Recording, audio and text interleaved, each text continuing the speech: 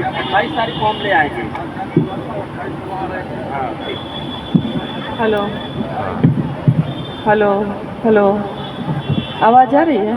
अच्छा, बहुत ही सम्मानित, बहुत ही ओजस्वी मंच है, मैं नमन करती हूँ।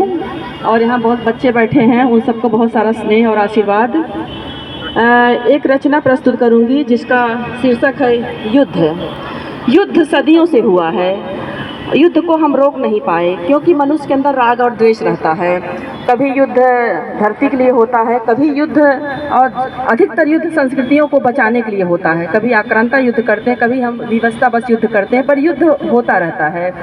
लेकिन दो किंग युद्ध करते हैं, दो साम्राज्य के लिए राजा युद्ध करते हैं, पर लड़ने वाला जो होता है वो मशीन की तरह योद्धा होता है, उसको नहीं याद किया जाता है। याद किया जाता है तो सिर्फ सम्राटों को याद किया जाता है, बादशाहों को याद किया जाता है। उसमें हमारी संस्कृतियाँ मरती हैं। एक प्रतीकात्मक कविता है, हरियाली संस्कृति का प्रतीक है। जो निरीह प्राणी मरते हैं, जब बमबारिश होती है, हरियाली खत्म होती है, जंगल जमीन सब खत्म होते हैं, तो क्या स्थिति होती है हमारे पशु पंछियों की, उनके ऊपर है।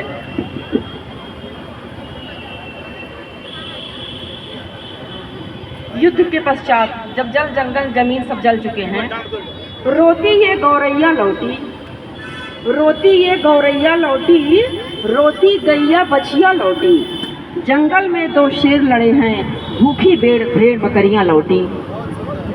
रोती ये गौरैया लौटी, रोती गैया बछिया लौटी, जंगल में दो शेर लड़े हैं, भूखी भेड़ बकरियां लौटी।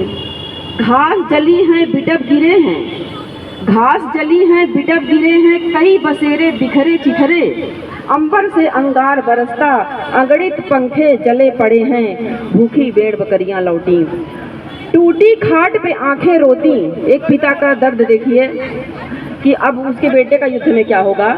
टूटी खाट पे आंखें रोती, किसके घर के दीप बुझेंगे, सूखी छाती सूनी राखी, आंगन में सिंदूर बहेंगे, संधि पत्र पर कर हस्ताक्षर, कल दो सिंह साथ चलेंगे। जब समझौता हो जाएगा, संधि पत्र पर कर हस्ताक्षर, कल दो सिंह साथ चलेंगे, कौन याद रखेगा इनको, रोबोट बन जो आज लड़े हैं, रोती ये गौरैया लौटी, रोती सोची रैया लौटी। धन्यवाद।